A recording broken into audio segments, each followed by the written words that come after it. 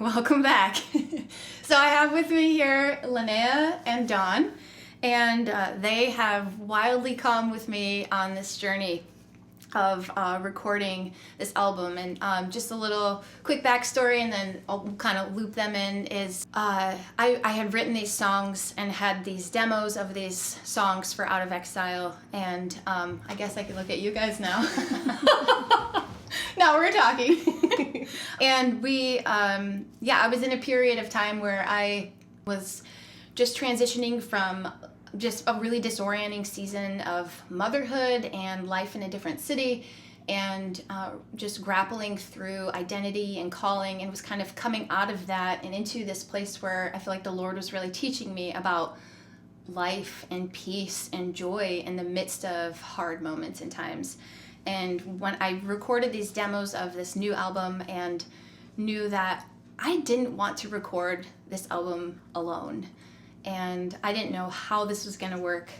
I had no idea. I didn't really have very many musical people in my life, despite living in Austin, Texas, this live music capital of the world. And so it was just kind of mystery. And then we moved back to Michigan, and suddenly just this flood of musical mothers started flooding into my life, and you guys were a huge part of that. And it was such confirmation that I don't have to do this alone anymore.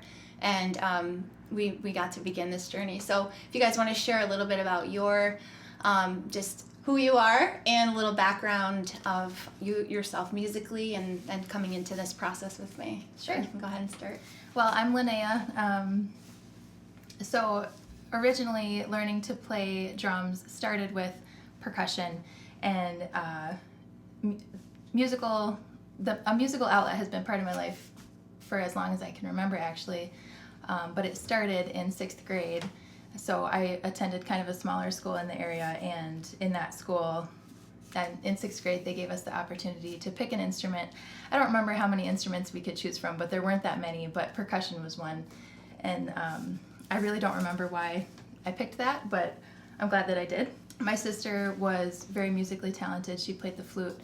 And so I had grown up, she's about 5 years older than me, and so I grew up with that around me, and I enjoyed what that brought, to our family. We attended different concerts and things like that, and I just really enjoyed that culture.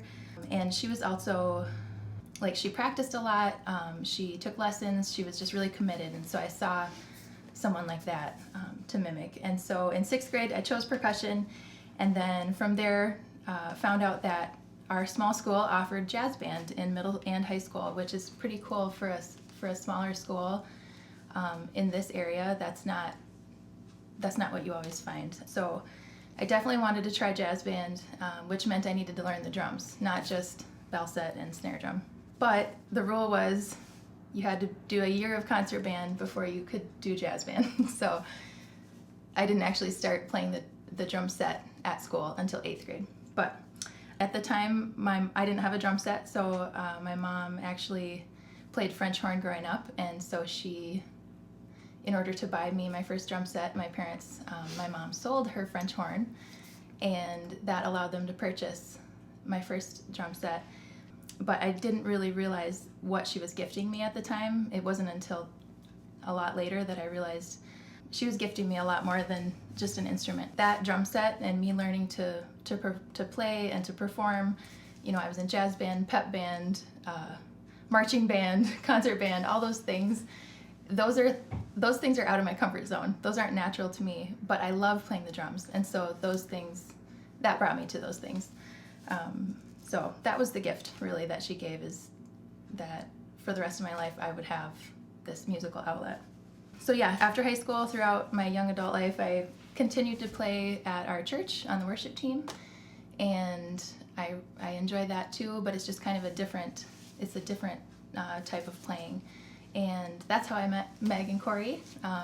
The first week they attended our church when they moved back to town. I happened to be on the worship team that day, and I remember Meg came up to me, and I had giant saucers in my eyes because I was like, there's a female drummer and she's so good. Yeah, and just what I remember, I don't remember exactly what you said, it's a little bit of a blur at this point, but I was kind of like, can we play music together? Yeah, and I remember instant fangirl. I just felt like it was really genuine. What you were saying was not just like to make me feel good. It was like you really enjoyed the music, and that's like the best compliment that a drummer can receive, is that their drumming somehow enhanced the experience or whatever they were listening to. So anyways, then shortly after, I don't know if it was that day or another day, but you had basically said like, hey, I'm an artist, I'm a songwriter, I have these songs, and I need help with rhythm, and totally, would you embark on this journey with me? And I was like, oh, like, I don't know if she knows that I'm not equipped for this. Like, in the back of my mind, I'm kind of like, I'm probably not the person, but sure, I'd you love give to a help. lot of those caveats in the beginning too. Yeah. Like, if you decide you want to find somebody else, it's okay. I wanted you to have a way out, because I just, I don't know. I kept saying yes to each step of this journey, and I'm so glad that I did, because here we are. Awesome, thanks. Yeah.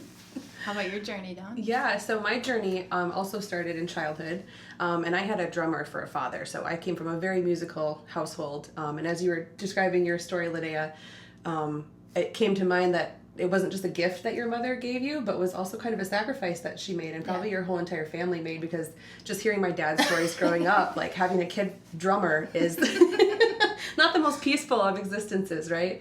So I just think that's beautiful that she encouraged you through that. But yeah, I mean, I remember when I was a kid, I would get lulled to sleep by a drum set. So, and even to this day, you walk into my dad's house and you're greeted by probably 3 drum sets, at least 4 basses, a baby grand piano. I mean, it's just music everywhere. So I was really blessed by that upbringing.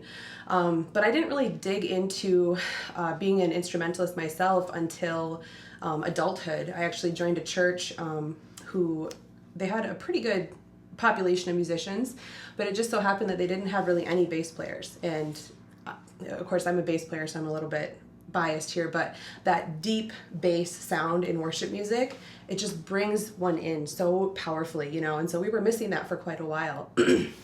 And one day I just was like, you know what? I feel like I could probably try it. I come from a musical background. Let me pick up a bass and see what happens, And I ended up being the primary and only bass player for that church for a good couple of years.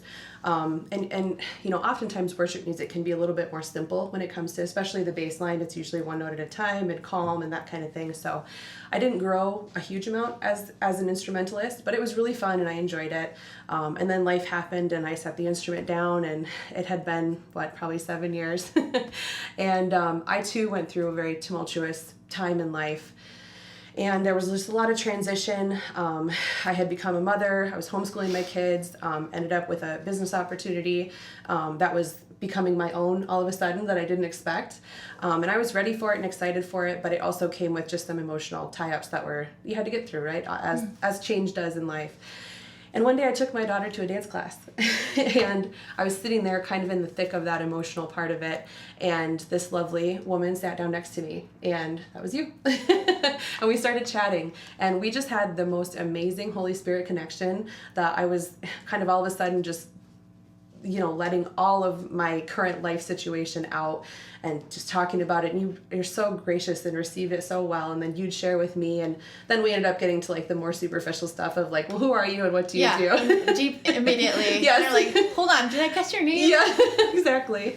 So that's when it kind of came out that Meg was a musician and had written an album. And I was like, oh, that is so cool. And just in an effort to make conversation, I said, oh, I used to play bass guitar in a worship band like a decade ago, whatever, expecting her to be like, oh, that's cool, and then move on with the conversation.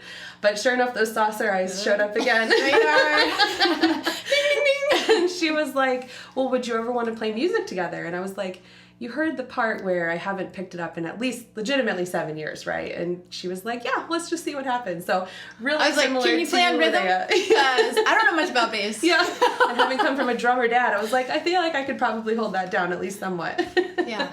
So so we met and I said yes, same thing. And we were just reflecting, before we came on live stream about how the Lord really uses weakness to bring his glory out. And I think that what we're doing today hopefully is a reflection of that, because I think all of us still feel inadequate and we shouldn't be the ones bringing this message forward, but we're just saying yes because he's charging us with it. So we're really grateful to be here. Yeah. And just the gift of the camaraderie here too, because I think like particular like rhythm and bass are two areas that I'm kind of oblivious to. And I remember just talking about how much I struggle with rhythm, and I remember somebody making this comment when I lived in Austin, oh, well, you could just take a drum class then. And I was like, do I have to do all the things? And the same thing with bass. I tend to make these melodic bass lines, and my husband is like, that's very interesting. So such a gift to just have that camaraderie. Well, and that gift goes both ways, Meg, because you wrote these songs. These songs came from like the deepest inner parts of your soul and of your experience, but you've invited both Linnea and I into the process of bringing them to life, you know, and that is such an honor for you to ask us to contribute and to change, or, you know, to be open to suggestion. Like, I feel like that's probably rare in the music world, and we're so appreciative of that. Yeah. Awesome.